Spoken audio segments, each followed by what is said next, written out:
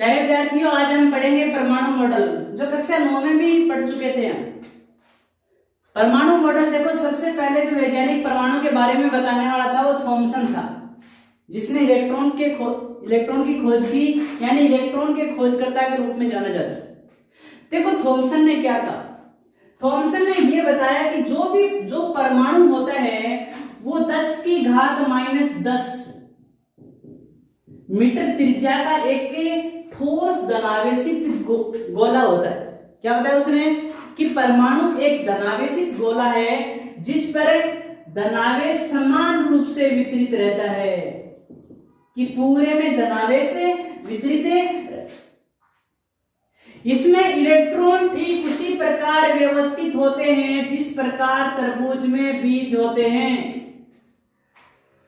उन्होंने क्या बताया कि परमाणु एक ठोस धनावेशित गोला होता है जिस पर धनावेश समान रूप से वितरित होता है, और इसमें जो इलेक्ट्रॉन होते हैं वो ठीक उसी प्रकार व्यवस्थित होते हैं जिस प्रकार तरबूज में बीज होते हैं। या एक मिठाई आती है प्लम पुडिंग, उसमें देखो पुडिंग मिठाई होती है, उस पुडिंग मिठाई के अंदर प्लम फल होते हैं छोटे। ये मान लो आप अपने दैनिक या जो लोकल दुकान है इसमें देखे होंगे, पेड़े के अंदर काले काले दाने लगे होते हैं इस तरह से राउंड के अंदर, तो वो दाने होते हैं। उसी तरह से प्लम मिठाई भी, पुडिंग मिठाई होती है, उसके अंदर प्लम फल ठीक उसी प्रकार व्यवस्थित होते हैं।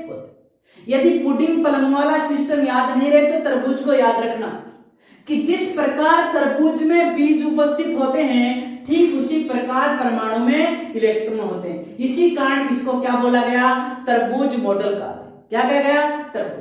इसने एक बात और बताई कि जितना धनावेश होता है उतना ही ऋणावेश होता है। इस कारण इसे क्या बोलते हैं कि परमाणु विद्युत उदासीन होता है। तो दो चीज बताई इसने, एक ये बताया कि परमाणु एक ठोस धनावेशित गोला होता है जिस पर धनावेश समान रूप से वितरित रहता है।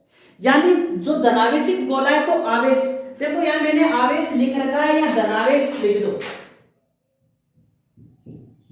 धन आवेश, क्योंकि आवेश है कि परमाणु एक ठोस धनावेशित गोला है जिस पर धनावेश समान रूप से वितरित होता है। इसे हम तरबूज मॉडल भी कहते हैं। क्यों? क्योंकि इस मॉडल ने क्या बताया कि परमाणु में इलेक्ट्रॉन ठीक उसी प्रकार व्यवस्थित होते हैं जिस प्रकार तरबूज में बीज। इसने एक बात दूसरी और बताई कि परमाणु जो होता है उसमें धनावेश और ऋणावेश की मात्रा क्या होती है, बराबर, अर्थात परमाणु विद्युत उदासीन है।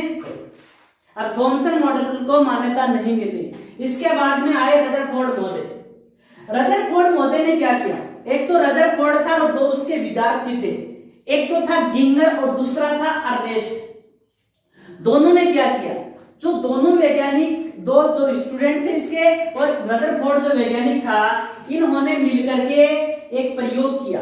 उस प्रयोग में इन्होंने एक अल्फा कण स्रोत लिया, कि ऐसा स्रोत लिया जिससे कौन से कण उत्पन्न होते हो, अल्फा, और उसके सामने एक शीशे की प्लेट रख दी। इस प्लेट से कणों को गुजरने दिया, अल्फा कणों को, और फिर एक सोने की पन्नी ली, सोने की पन्नी, सोने का एक टुकड़ा लिया, मान लो ये सोने का एक छोटा सा टुकड़ा लिया, प्लेट नुमा यानी पन्नी नुमा, इस तरह से एक छोटी सी बिस्कुट टाइप का है, वो पन्नी यहां रख दी, सोने की पन्नी, प्लास्टिक वाली पन्नी की बात नहीं कर रहा, सोने की पन्नी, सोने का एक टुकड़ा।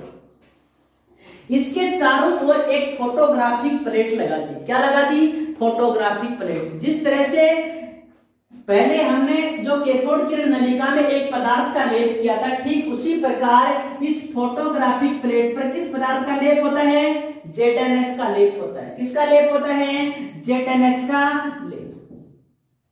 जब अल्फा कण इस लेड की प्लेट से गुजर करके इस सोने की पन्नी से टकराते हैं और सोने की पन्नी से भी गुजरेंगे, देखो सोने की पन्नी से भी क्या होंगे, गुजरेंगे। पहले यहां शीशे से गुजारा इनको, फिर यहां से इसका पारगमन होता हुआ कहां से गए, सोने की पन्नी पर बौछार की। डायरेक्ट ये भी कह सकते हैं कि अल्फा कणों की जब सोने की पन्नी पर हम बौछार करते हैं, हम तो नहीं करते हैं, की तो किसने, रदरफोर्ड ने की, गिंगर ने की और अर्नेस्ट ने की।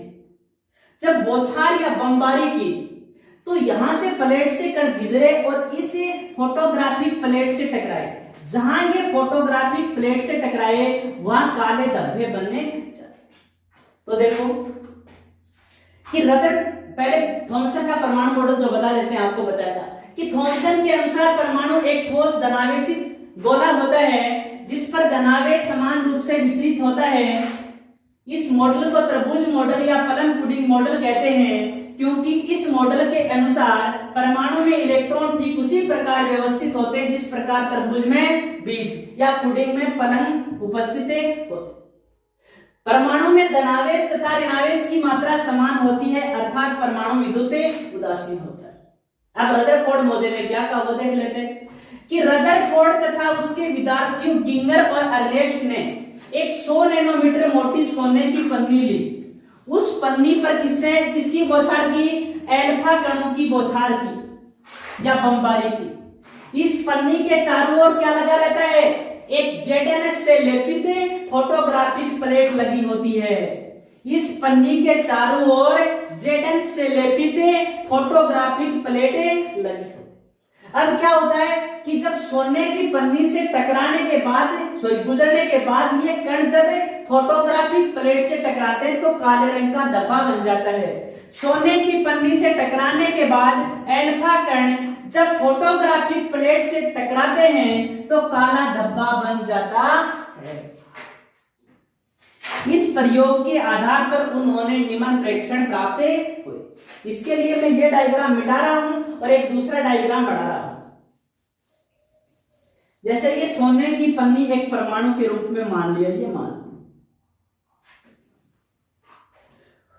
उन्होंने क्या कहा कि जब हम सोने की पन्नी से एल्फा कणों को टकराते हैं यानी बौछार करते हैं, जब सोने की पन्नी पर एल्फा कणों की बौछार की जाती है तो अधिकांश एल्फा कण बिना किसी रुकावट के सोने की पन्नी से सीधे पार हो जाते हैं। क्या कहा उन्होंने कि जब सोने की पन्नी पर एल्फा कणों की बौछार की जाती है तो अधिकांश एल्फा कण बिना किसी रुकावट के सोने की पन्नी से सीधे पार हो जाते हैं। पहला ऑब्जर्वेशन इनका यही था, यानी प्रेक्षण था।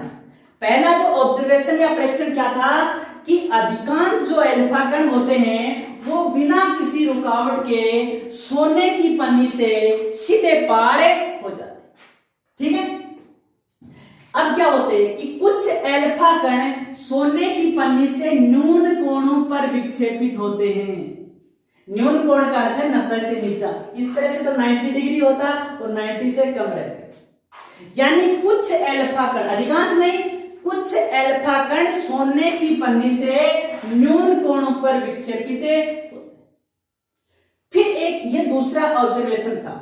तीसरा ऑब्जर्वेशन इन्होंने क्या किया? तीसरा ऑब्जर्वेशन इन्होंने किया कि 20,000 कण थे कि जो 20,000 कणों में से एक कण ऐसा जो 180 डिग्री के कोण पर विक्षेपित होता है, यानी वापिस लौट आता है। इस आधार पर तो उन्होंने एक बात भी लिखी थी, इस बात को मैं यहां नहीं लिख रहा हूं।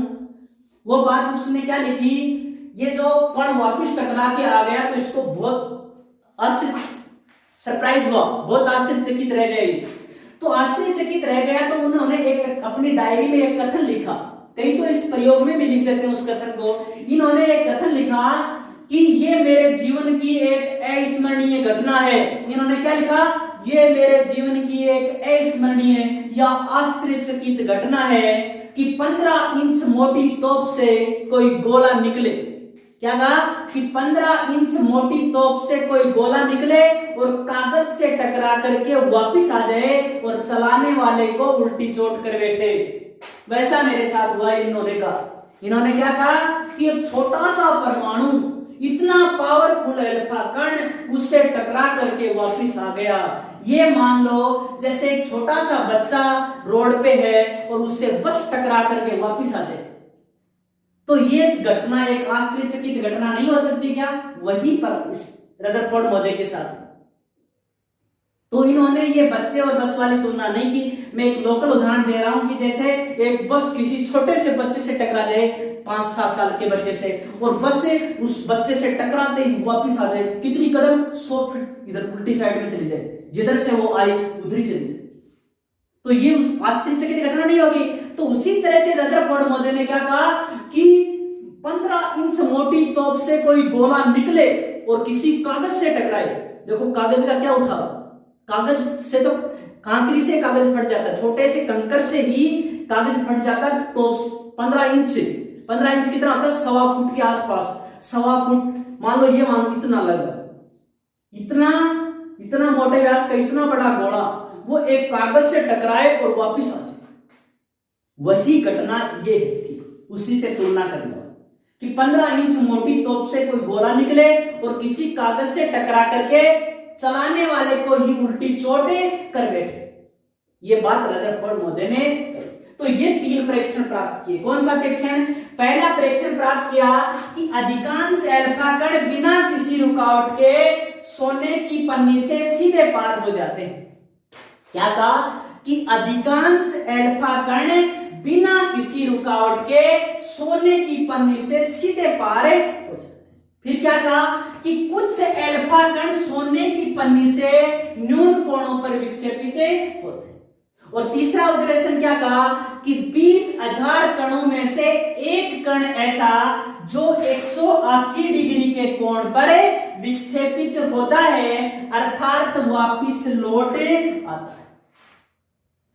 इन प्रेक्षणों के आधार पर उन्होंने निष्कर्ष निकाला कि प्रेक्षण तो प्राप्त हो गए कि अधिकांश अल्फा कण गुजर गए, कुछ न्यून कोणों पर विक्षेपित हो गए और कुछ नहीं, 20,000 में से एक कण ऐसा जो 180 डिग्री के कोण पर विक्षेपित हुआ।